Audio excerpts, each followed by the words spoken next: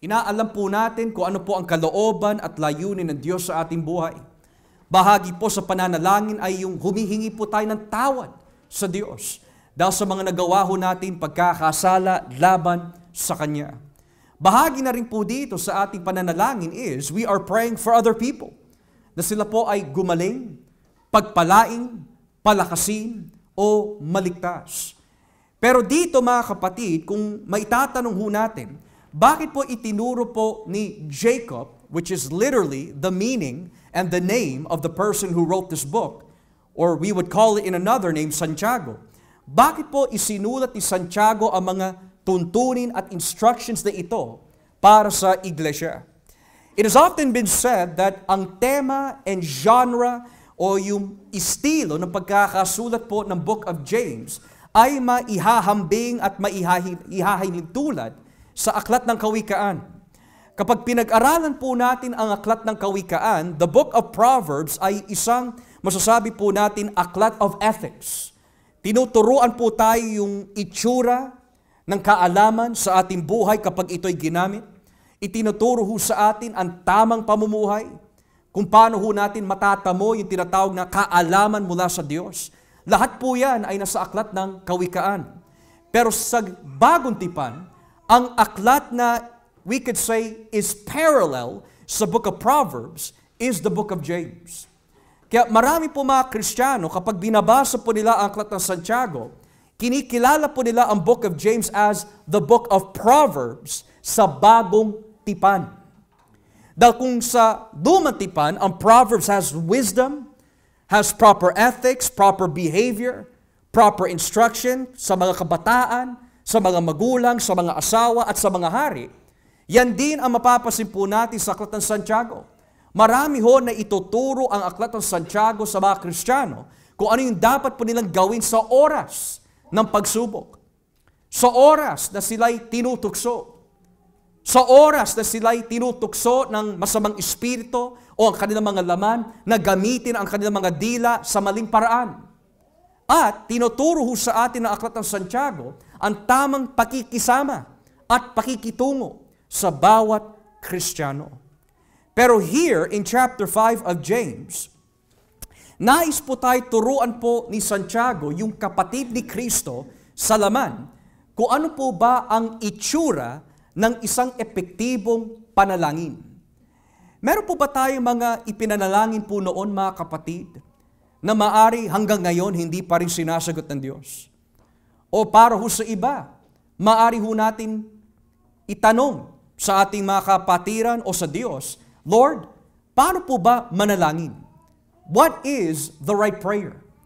At kung manalangin man, may tama ba na panalangin? May mali ba na panalangin? At kung mananalangin man ako, sino ang dapat kong kausapin? Ang Ama, ang Anak, o ang Espiritu Santo? All these things, Lord willing, I pray and hope, mabigyan po natin ng sagot. But I would like to focus dito po sa verse 16 ng Santiago Kapitulo 5. Sabi po ng Biblia, kaya nga, ipagtapat nyo sa isa't isa ang mga kasalanan nyo at ipanalangin ang isa't isa para gumaling kayo. Malaki ang nagagawa ng panalangin ng taong matuwid. Now, kung pag-aaralan po natin ang sitwasyon in the book of James, isinulat po ni Santiago ang liham na ito sa mga Kristiyano na nagsipangalat sa bawat lugar. At maari may pahiwatig po kung bakit po ito'y nagsikalat yung mga Kristiyano sa iba't lugar because nakaranas po sila na tinatawag po natin na pag-uusig. Kaya sinimulan po ni Santiago ang kanyang liham by saying, be of good cheer when you fall into various trials, sapagkat ang mga pagsubok na ito ay pinahintulutan na mangyari sa atin ng Diyos upang tumibay ang ating pananampalataya. So may pahiwatig na ang rason kung bakit na isulat ni Santiago ang kanyang liham ay dahil may mga Kristiyano, dahil po sa pag-uusig na nagsipangalat sa ibang parte ng mundo at ngayon inuusig po sila at nangangailangan ng kalakasan at instruction.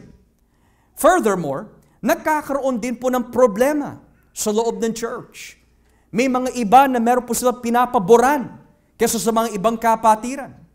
Halimbawa, in chapter 2, in your own time, kapag pinasa at pinag-aralan po ninyo ito, may mga kapatiran, excuse me, na mas pinapaboran po nila ang mga taong may kaya sa buhay in the church kaysa sa mga mahihirap sa loob ng iglesia. So ngayon, sinasabi po ni Santiago, kung pinapaboran ninyo ang mga taong mayayaman at binibigyan nyo sila ng taon ng pansin at pwesto sa loob ng simbahan, pero yung mga mahihirap sa iglesia, ayaw mong alagaan at tulungan, may pinapaboran ka. At yan ay hindi nakakalugod sa harapan ng Diyos. At may mga sitwasyon naman sa iglesia in James na ginagamit po nila ang kanilang dila sa masamang paraan. At nagdanais po sila na maging mga guro ng salita ng Diyos, pero ang lumalabas sa kanilang mga bibig, we could say, is cursing and blessing. So ngayon, itinutuwid ni Santiago ang mga ito, huwag mo na naisin na maging tagapagturo ng salita ng Diyos kung ang iyong mga dila ay hindi nyo masupil. Nang ibig sabihin, hindi po pwede praise the Lord sa isang araw, pero pagmumura the next day. O praise the Lord sa isang araw, pero sinusumpa mo ang mga taong nag-uusik sa iyo. These things must not be so, sabi ni Santiago. Moreover, dagdag po ni Santiago tungkol sa dila. Kapag ginamit natin ang ating mga bibig at dila sa maling paraan, dito ho natin nakikita kung anong klaseng kaalaman at karunungan ang umi-impluwensya ho sa atin. Yung impluwensya po ba ng mundo? O yung impluwensya na nagbumula sa langit? Kung saan naroon ang pagtatalo, pagmumura, pagsisinungaling at kayabangan, wala doon ang Espiritu ng Diyos, sabi ni Santiago. Pero kung nasaan ang pagpapakumbaba, mahinahon na pananalita, maayos na pakikitungo, kung nasaan ang pangunawa, pagiging mapagmahal at malambing sa mga kapatira at sa ating kapwa, sabi ng Biblia, naroon ang kaalaman mula sa langit. So pagdating po dito sa Kapitulo 5, nais po itoon ni Santiago ang kanilang pag-iisip when it comes to the church. Now, nabanggit po kanina in verse 16, ipagtapat ninyo sa isa't isa ang mga kasalanan nyo at ipanalangin ang isa't isa para gumaling kayo. Well, ano po ba ang nangyari dito? Well, there is an implication that may mga kapatiran na nagkakasala either privately or publicly sa mga ibang kapatiran at ang naging resulta po nun ay nagkaroon po sila ng sakit karamdaman sa kanilang mga katawan. In other words, may mga kapatiran maaari dahil sa maling paggamit ng dila o dahil may mga pinapaboran po sila ng mga tao, binigyan sila ng sakit ng Diyos.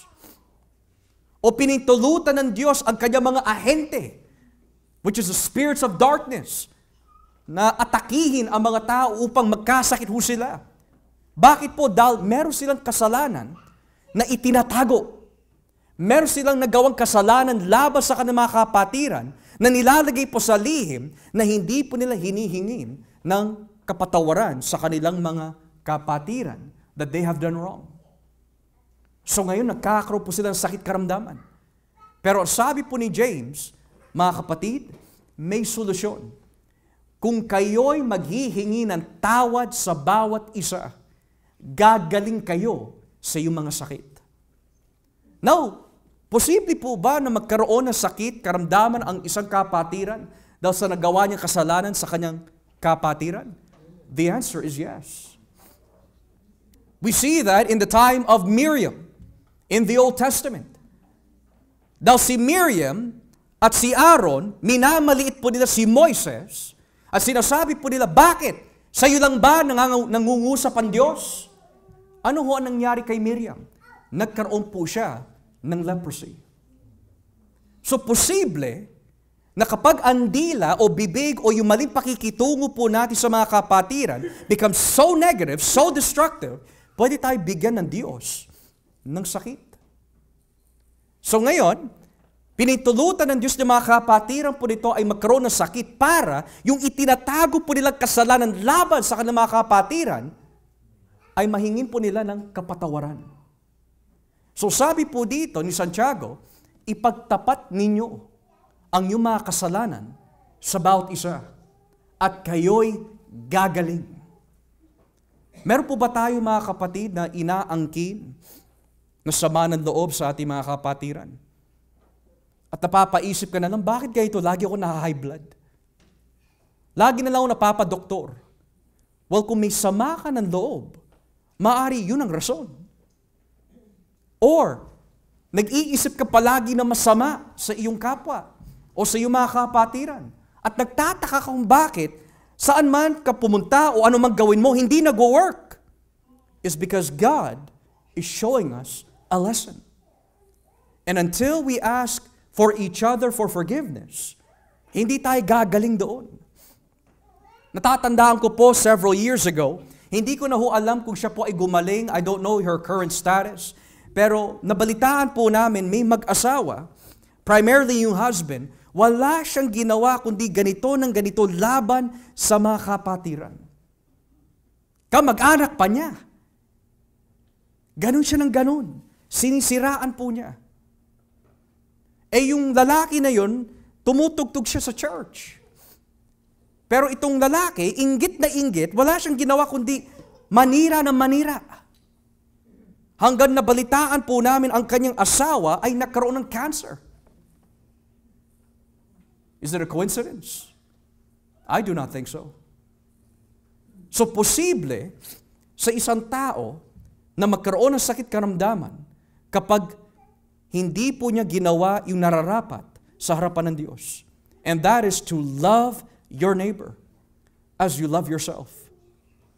So here, nais po ipaliwanag ni Santiago, the purpose of prayer also entails healing for other sisters and brothers in Christ. Pero nais ko po maituon ang ating pansin dito po sa last part of verse 16. Malaki ang nagagawa ng panalangin ng taong matuwid. The prayer of a righteous person is powerful and effective. Now, there are two things that we can learn this afternoon, Lord willing. Number one, what does it mean to be a righteous person? And number two, what exactly is an effective prayer? And how does effective praying look like sa buhay po ng isang Kristiyano? Now, contextually, itong matuwid na tao na nais pong banggitin ni Santiago is a reference to the church.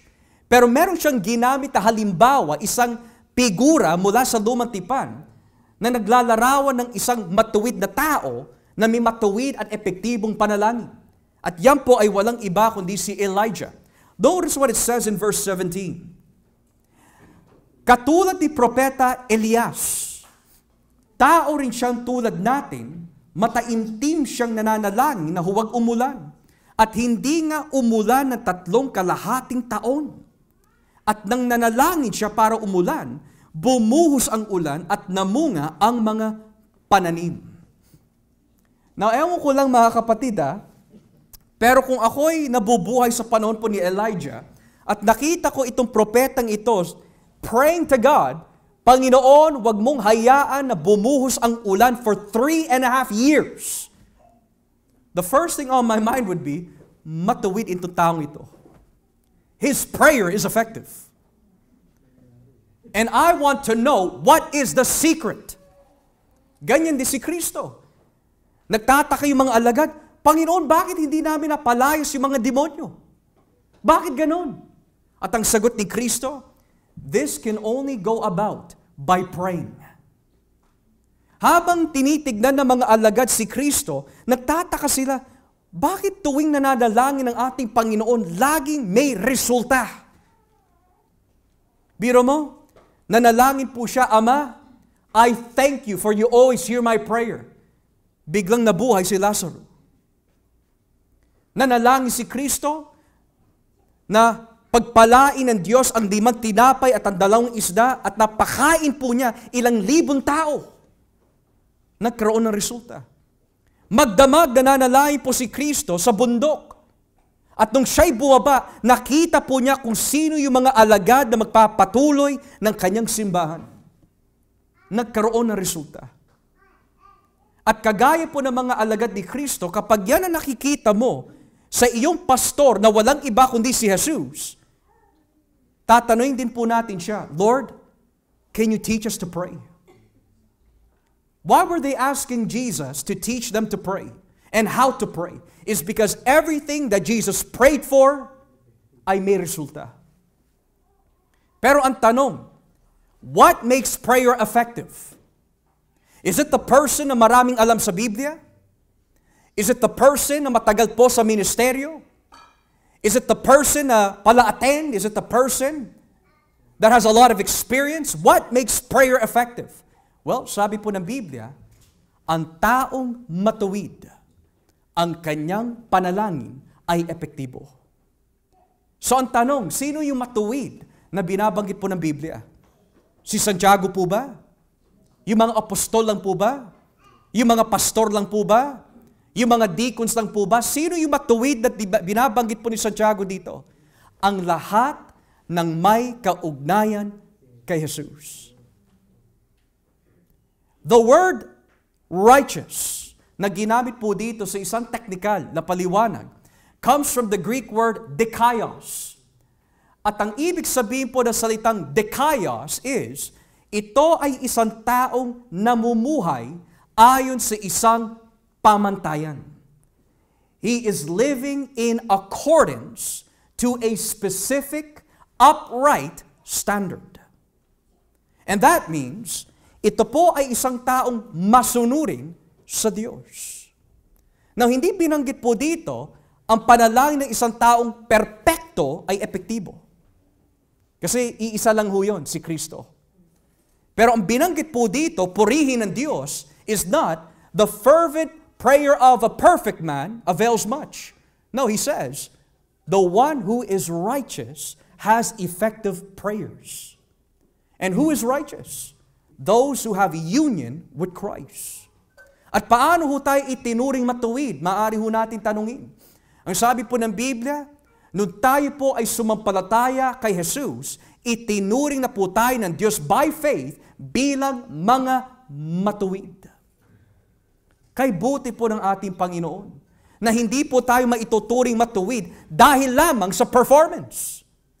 Dahil kung nakasalalay ang ating pagiging matuwid sa ating performance, ako na po magtataas ng kamay, hindi ako matuwid. Pero dahil po, sabi ng Biblia, ito ang paraan ng Diyos para maituring ka matuwid. Sumampalataya ka kay Jesus, na siya lang ang matuwid, at siya lang ang perpekto, at natupad niya ang kautusan na ating po binali at nilabag. Maituturing ka rin ng Diyos matuwid. So sa gayon, kung yun ang definisyon ng ibig sabihin na matuwid, that would mean, ang bawat isa ho sa atin, matanda man o bata, matagal man sa church o hindi, pero sumampalataya ka kay Kristo, your prayers can be effective. But another question is this, how do I know that my prayer is effective? And how does effective praying look like in the Bible? Kasi hindi ho natin pwede ipaghiwalay ang effective praying sa ating pagiging matuwid. So, kung pagsasamahin po natin ang matuwid at ang epektibong panalangin, it comes into one form of a question. Ano po ba ang ipinapanalangin ng isang matuwid kung bakit ang kanyang panalangin ay epektibo? Unang-una, ang taong matuwid, kapag siya'y sinusubok ng anumang klaseng trahedya o pagsubok, ito ang kanyang hinihiling sa Diyos. Basahin po natin ang James chapter 1. James chapter 1. Talatang 2 hanggang 8. James chapter 1 verse 2 to 8. Ano po ba ang itsura ng panalangin ng isang matuwid? Sabi po dito, mga kapatid, maggalak kayo sa tuwing dumaranas kayo ng mga pagsubok, sapagkat alam ninyong nagdudulot ito ng katatagan sa iyong pananampalataya. Kaya tiisin ninyo ang mga pagsubok upang maging ganap at walang anumang pagkukulang ang buhay nyo. Kung meron mang nagkukulang sa inyo sa karunungan, humingi siya sa Diyos at ibibigay ito sa Kanya ng walang pagmamaramot at panunumbat. Ngunit dapat magtiwala ang humihingi at huwag magduda. Dahil ang taong nagdududa ay katulad ng alon sa dagat na tinatangay at pinapatpad ng hangin. Ang ganitong tao ay hindi dapat umasa na may matatanggap mula sa Panginoon dahil nagdadalawang isip siya at walang katiyakan sa mga ginagawa niya. What does that mean? Well, sabi po ni James, ito ang magiging ugali ng isang taong matuwid. Hindi perpekto, kundi matuwid. Kapag sinabi matuwid, may kaugnayan kay Kristo at may nais sumunod kay Kristo. So ano po bunga nun? Kapag dumating ang oras ng pagsubok, hindi ho siya nagrereklamo, hindi siya nagdududa, hindi po niya pinagbibintangan ang Diyos, kundi ang hinihiling po ng isang matuwid, Lord, bigyan niyo po ako ng karunungan on how I can deal with this situation. Hindi niya pinapangunahan ng Diyos. Ang sabi ng Biblia, ang isang matuwid, hindi niya hinihiling, Panginoon, tanggalin niyo ho ito. Hindi, pinintulutan ng Diyos ang pagsubok for a reason. And James is saying, when a righteous man is going through trials, they're not speaking profanity. They're not looking for someone to blame. They're not cursing God or cursing their people around them or their neighbor. Kundi, Lord, give me wisdom. How do I do this? Maari ang pagsubok po ng bawat isa ay hindi, we could say, identical or the same. Some of you may be going through financial trials. At ngayon, dahil maaari punong-puno ang ating pag-iisip ng pag-aalala, Panginoon, I don't know what to do, siguro ito na lang ang gagawin ko. But the Bible says, we must ask for wisdom. Ano po ba ang wisdom ng Diyos? Kapag tayo po ay humingi ng wisdom ng Diyos, ang ibibigay po sa atin ng wisdom ng Diyos ay isang bagay na hindi magpapalayo sa atin, sa ating Panginoon. Pero kapag pinangunahan po natin ng Diyos, mapapasiho natin ang ating oras, ang ating lakas, ang ating pag-iisip ay lumalayo na sa Diyos. Because we did not ask God for wisdom. We became impulsive. Kapag may nakikita po tayo problema na parating, instead of running to God for wisdom, napapatulala na lang tayo. We become spiritually paralyzed. Hindi na tayo makagalaw. Hanggang ano-ano na lang po ang pumapaso sa ating pag-iisip. Nagkakaroon po tayo ng depression and anxiety. Pero the Bible says, ang taong namumuhay bilang matuwid, humihingi na agad po siya, Panginoon, bigyan niyo po ng wisdom. Dahil alam ko po, kapag pinangunahan kita, nothing is going to work. Ang sabi po sa Aklat ng Kawikaan, ang pagpaplano ay nasa tao. Pero yung kapangyarihan upang yung plano po na yun ay matupad, ay nasa Diyos pa rin. The Bible further says, lean not to your own understanding, but in all thy ways acknowledge Him, and He will direct your paths. In other words, trust in the Lord. Kapag sinasabi po natin bilang confession, God is sovereign, makapangyarihan ng Diyos, hawak po niya ang buong sansinukob, we need to remind ourselves, what does it mean when we say that God is sovereign? When we say God is sovereign, it means from point A hanggang point B, planado na ang lahat. Yung pagsubok ninyo, mga kapatid, planado na yan. Yung haharapin po ninyo, planado na yan. At sino ho nagplanado? Si Satanas? Hindi ho. Ang Diyos. Kung ang Diyos ang nagplano niyan, bakit? Para lalo mo siyang malapitan. At lalo mo makikita kung gaano kadakila ang kapangyarihan ng Diyos na iyong pinaglilingkuran. Because without any trials, you will not see the faithfulness of God. Without any poverty, you will not see the riches and glory of God. Without any sicknesses and diseases, you will not see that God is a healer.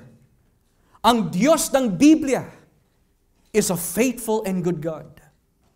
At pinintulutan po niya na magkaroon po tayo ng mga pagsubok so that we may depend on Him and ask Him for wisdom. Tayo po ba mga kapatid, kapag nananalangin po tayo, during times of trials, we ask, Lord, bigyan niyo po ng kaalaman. Hindi ko na alam ang gagawin ko sa aking asawa. Tinry ko na siya bahagihan, hindi siya nakikinig. Naging ipabigat pa sa amin. Lord, I don't know what to do. Great! Humingi tayo ng wisdom. That's why God allowed that to happen. So He can show you what you need to do. O ibayin po natin ang sitwasyon. Lord, bakit ganun yung anak ko? Ang tigas ng ulo. Ginagawa naman po namin ng lahat, pero ang tigas pa rin ng ulo. Instead of complaining, instead of asking help from other people to do your job, which is not wrong. If you're needing help, perhaps we're ignorant of something. Pero sabi ng Biblia, when you don't know what to do, humingi ka na sa Diyos ng kaalaman at karunungan. How do I lead my wife to Christ? How do I raise up my children? How do I share the gospel? Ang sabi ng Biblia, let him ask God for wisdom. Pero kapag humingi po tayo ng kaalaman, may kondisyon. Verse 6, ngunit dapat magtiwala ang humihingi at huwag magduda. Dahil ang taong nagdududa ay katulad ng alon sa dagat na tinatangay at pinapadpad ng hangin. Anong ibig sabihin po nun? Ito ang itsura po nun kung gagawin po natin literal. I believe in God, I don't believe. I believe in God, I don't believe. Parang alon na pinapadpad ng hangin. I believe God can provide, I don't believe anymore. I believe God can heal, I don't think so. So sabi po ng Biblia, in verse 7, ang ganitong tao ay hindi dapat umasa na may matatanggap mula sa Panginoon. Bakit? Verse 8, dahil nagdadalawang isip siya at walang katiyakan sa mga ginagawa niya. I believe God, I don't believe anymore. I believe again, I don't think so anymore. God can strengthen me, I'll just do it on my own. So don't expect that God will help you. Ang taong matuwid depends on Christ. And he is depending on Christ for wisdom. Panginoon, nanghihina ang aking pananampalataya. But show me your will. Show me your word. At makikita mo ang pagkilos ng Diyos with instruction sa Biblia. Sa Biblia. Alam niyo po ang magandang halimbawa ng isang tao na humingi po ng karunungan po sa Diyos nung hindi po niya alam kung ano yung dapat niyang gawin. Si Haring Solomon. Nagpakita ang Diyos kay Haring Solomon sa isang gabi. At sinabi po ng Panginoon sa kanya, Solomon, anumang bagay na iyong hilingin, ibibigay ko sa inyo. Ano ang gusto mo? At ang sabi po ng Biblia, ang hiningi po ni Solomon ay hindi po kayamanan. Hindi po niya hiniling yung buhay ng kanyang mga kaaway. Ang sabi po ng Biblia, ang kanyang hiniling, bigyan niyo po ng karunungan upang mapangasiwan ko na maigi ang iyong mamamayan. Wisdom. Fathers, are you having a hard time being close with your children? Ask for wisdom. Fathers, husbands, malayo ba ang loob ng iyong mga asawa at mga anak sa inyo? Ask God for wisdom. Wives, napapasin mo ba that your children and your husband and yourself are not getting along? Ask God for wisdom. Mga miyembro sa church, nais niyo po ba malaman kung ano yung dapat yung gawin sa loob ng ministeryo? Ask God for wisdom. Every instruction that we need to learn about for life ay nandito sa salita ng Diyos. So a righteous man in the book of James is seeking God for wisdom.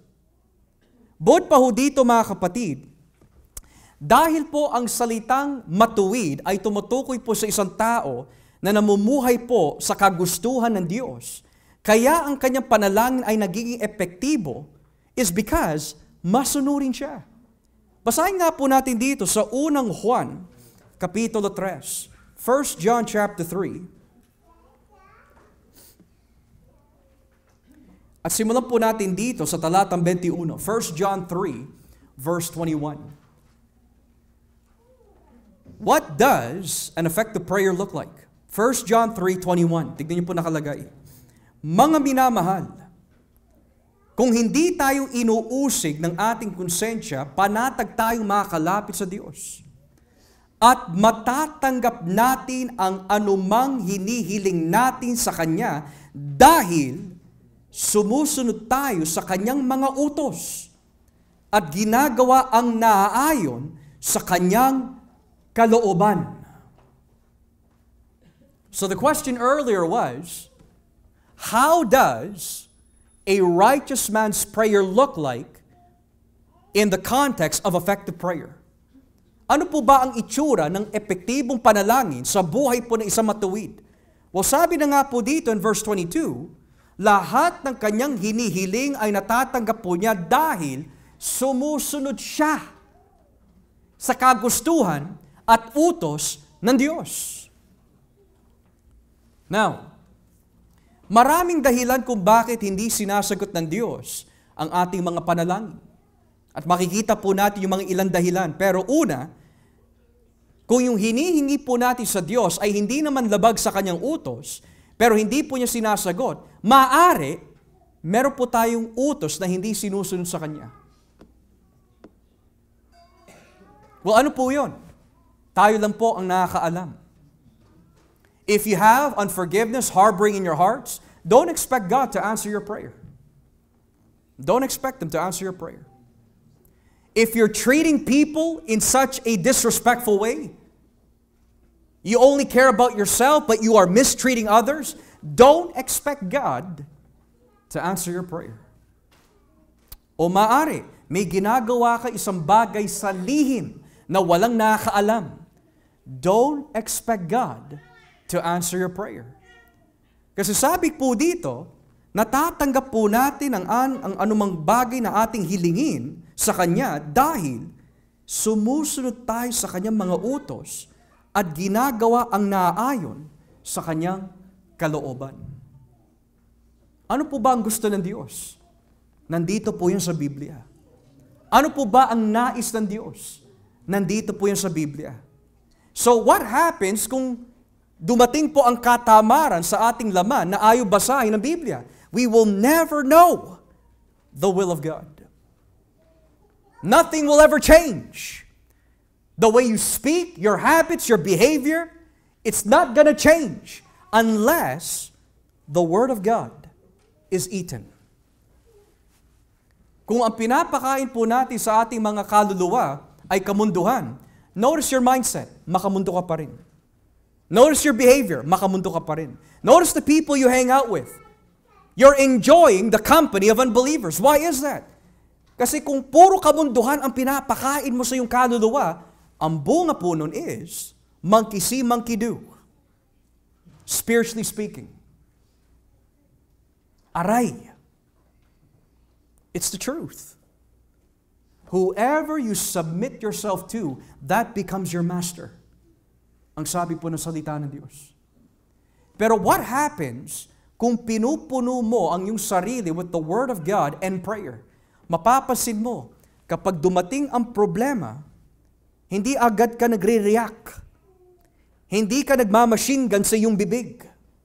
Kundi, may pagpipigil. Humihingi ka na ng karunungan sa Diyos, Lord, ito po yung parating. Ano yung dapat kong gawin? Hindi tayo kagaya po ng mga hindi mananampalataya na natataranta, nagpapanik, dahil wala silang Diyos. Tayo ay iba, mga kapatid. Ang Diyos po natin ay makapangyarihan. Kapag dumating ang pagsubok o problema, meron po tayong matatakbuhan.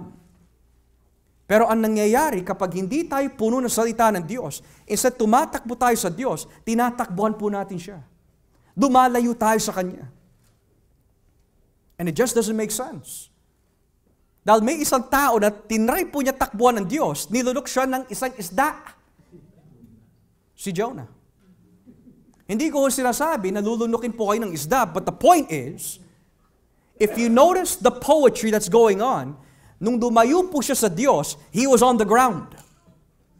At dahil ayaw po niya magpakumbaba, he was dragged down to the ocean and deeper and deeper and deeper. From ground level to water level. What does that mean? When you run away from God, you get darker and darker and darker in your journey. And in your spiritual journey, becomes so darkened, hindi mo na nakikita ang katotohanan. Ganyan din ang sinasabi po dito.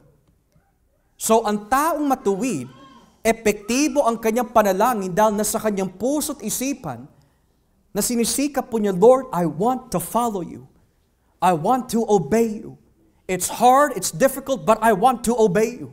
And the Bible says, dahil sumusunod ka, anumang bagay na iyong hinihiling ay sinasagot ng Diyos. But there's a catch.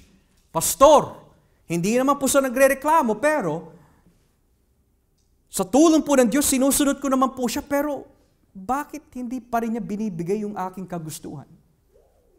Is because may kinalaman po ito sa ang hinihiling mo ba na sa kanyang kalooban o hindi. Let's go to chapter 5 of 1 John. 1 John chapter 5. And let's read here mga kapatid sa talatang 14. Verse 14. Chapter 5 verse 14. At may kapanatagan tayo sa paglapit natin sa Diyos dahil naniniwala tayong ibibigay niya sa atin ang anumang hilingin natin na ayon sa kanyang kalooban. Now, maaari sinusunod natin ang salita po ng Diyos. At maaari nakikita ng Diyos na namumuhay po tayo na may katapatan. Pero maaari din dahil po sa kakulangan ng kaalaman sa Biblia, meron po tayong mga bagay na hinihiling sa Kanya na wala sa Kanyang kalooban. And it doesn't work. At ang nakakatakot pa ho nito mga kapatid, mahirap po kung hindi kalooban ng Diyos ang ating hinihiling at pinagpipilitan po natin mag-work, here's what you will see. May hirapan ka. May hirapan ka. Mapapansin mo that you work harder than before. Wala ka ng kapayapaan. Kasi pinagpilitan mo ang isang bagay na hindi niya kalooban. Tandang-tanda ko po ang patotoo ng isang Kristiyano na nag-asawa po ng hindi mananampalataya. Pinagsabihan na po siya ng ilang beses, huwag kang mag-aasawa ng hindi mananampalataya. E pinilit niya. Hindi mo alam kasi kaya ko siya baguhin. So ano ho nangyari? Few years later, nagkahiwalay ho sila. Is because kapag pinipilitan po natin ang isang bagay na hindi kalooban ng Diyos, to man, mukhang maayos yung pupuntahan natin. But the end thereof is the ways of death. Matter of fact, bakit napaka-importante po na yung hinihiling po natin sa Diyos ay bahagi sa kanyang kalooban? Well, there's a similar situation kung babalikan po natin ang James. In James chapter 4, nagkaroon po ang sitwasyon ang church during the times of James na meron po sila mga hinihiling sa Diyos pero hindi niya binibigay. Notice verse 1, James 4 verse 1. Ano ba ang pinagmumula ng mga pag-aaway at alitan ninyo? Hindi ba't ang masasamang kagustuhan na naglalaban-laban sa puso nyo? May mga ninanais kayo pero hindi ninyo makamtan. Kaya handa kayo pumatay dahil dito. May mga gusto kayo makuha at kapag hindi ito nangyari, nag-aaway-away kayo. Hindi nyo nakakamtan ang mga ninanais nyo dahil hindi kayo humihingi sa Diyos. At kung humihingi naman kayo, wala kayo natatanggap dahil humihingi kayo ng may masamang motibo para mapagbigyan ang sarili nyong kasiyahan. Now notice that. I'll give one example. Pagdating, let's say, sa materials. Kotse. Let's say, nasira ang iyong sasakyan. Ngayon, one example would be, nasira ang iyong sasakyan. So ngayon, maghanap tayo ng panibagong sasakyan. Lord, ang hinihingi ko po, mag-provide po kayo ng sasakyan, pero gusto ko po Audi. Or kahit Mercedes GLK. Bigay niyo ho sa akin. Gusto ko carbon fiber lahat. So ngayon, humihingi ka sa Panginoon, hindi niya binigay. Bakit kaya? Kasi yung hinihingi mo ay para lang sa iyong kagustuhan. Palawakin ho natin. May hinihingi tayo sa Diyos. Maaari. Ang hinihingi po natin ay bahay, asawa, anak, who knows?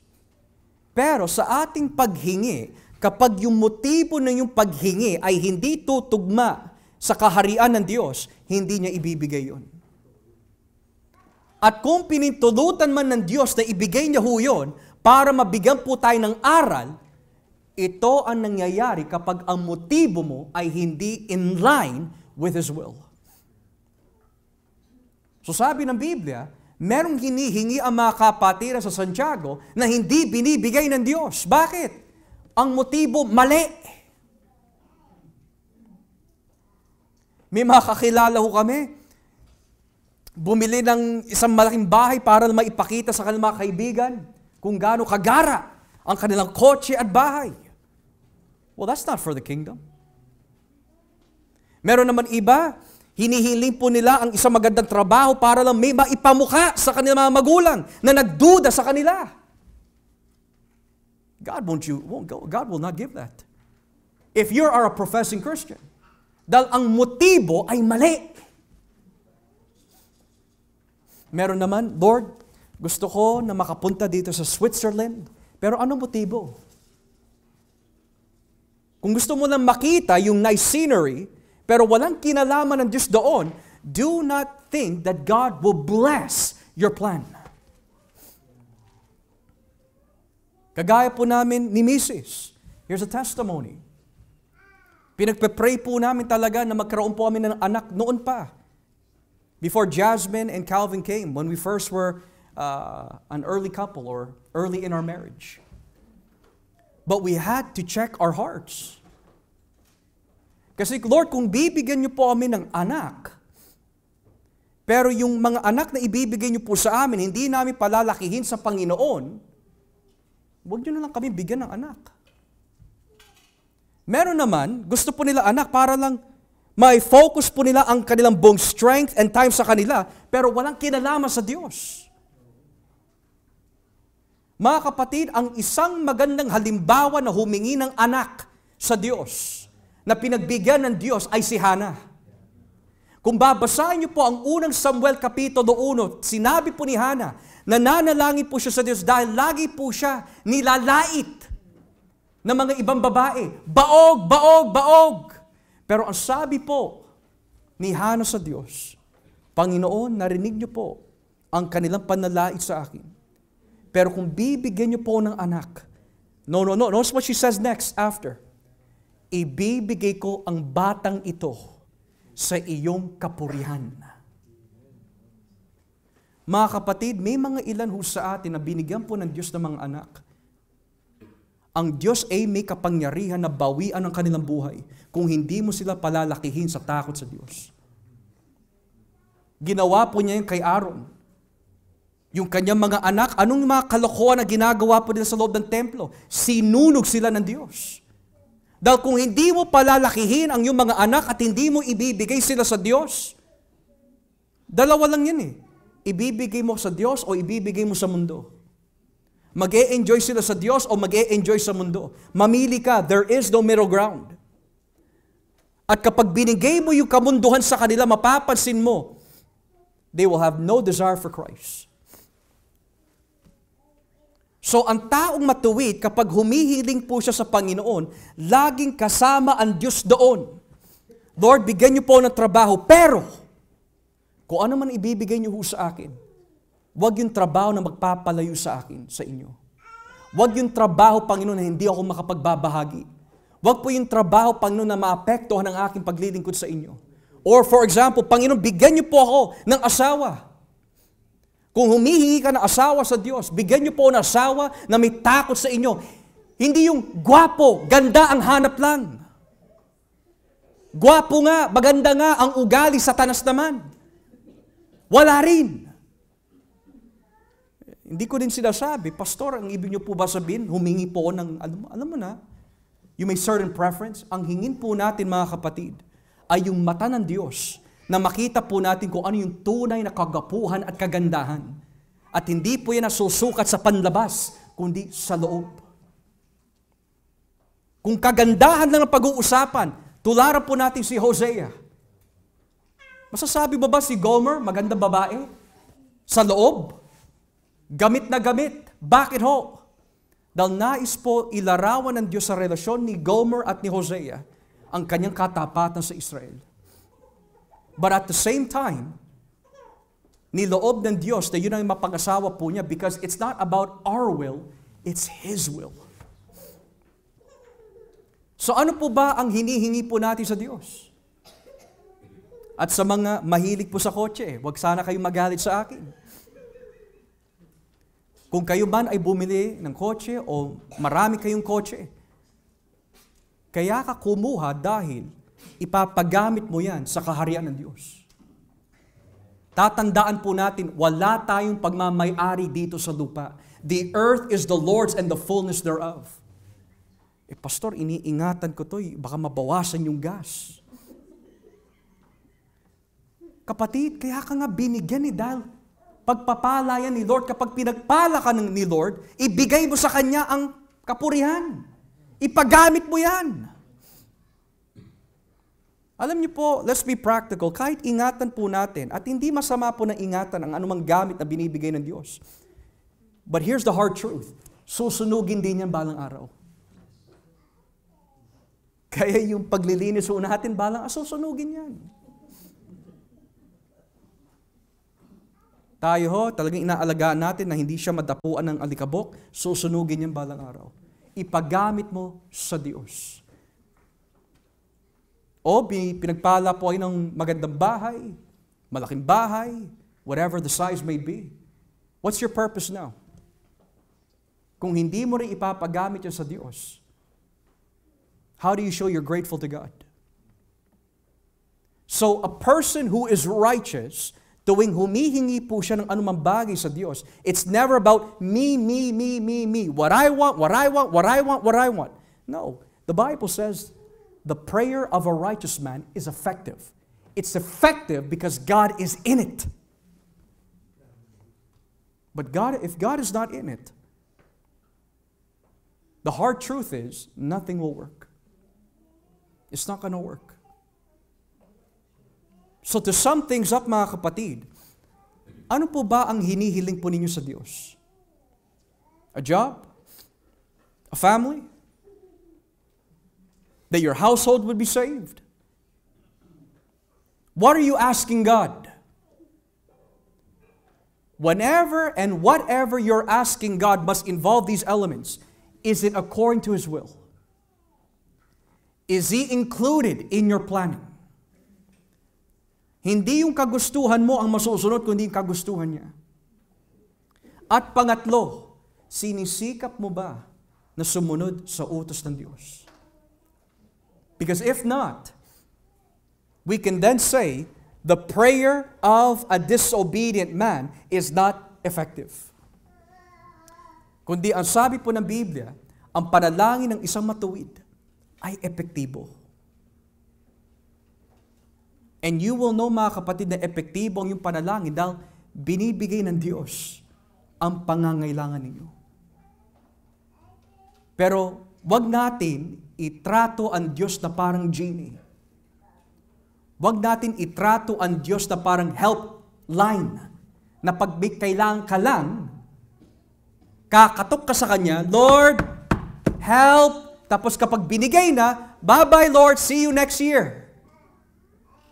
Wag ganun mga kapatid.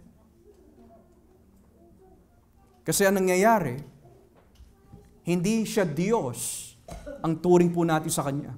Hindi Panginoon ang turing natin sa Kanya. Kundi genie lang. And God forbid. God forbid. So to close, sabi po ni James, in James 5:16,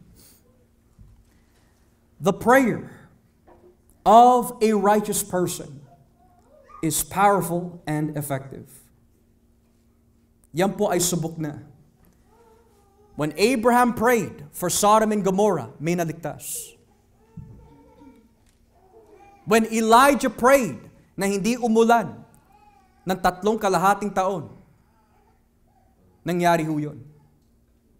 When Moses prayed na hindi parusahan ng Diyos ang mga nagkasala sa kanya, sinagot ng Diyos ang kanyang panalangin. At nung nanalangin si Kristo, ng kalooban ng Ama ang masunod, nangyari ho yun. Mga kapatid, you do not have to be a pastor to have an effective prayer. You just need to live a righteous life by God's grace, and you will see the hand of God unfold sa buhay mo. Because here's the thing, yung iniisip mo that you think is gonna be better, no, God's way is much more better. Remember this, His thoughts are higher than whose thoughts? Our thoughts. His ways are higher than our ways. Trust in the Lord, because the fervent prayer of a righteous man is effective. Praise Jesus for giving us that privilege. As we pray,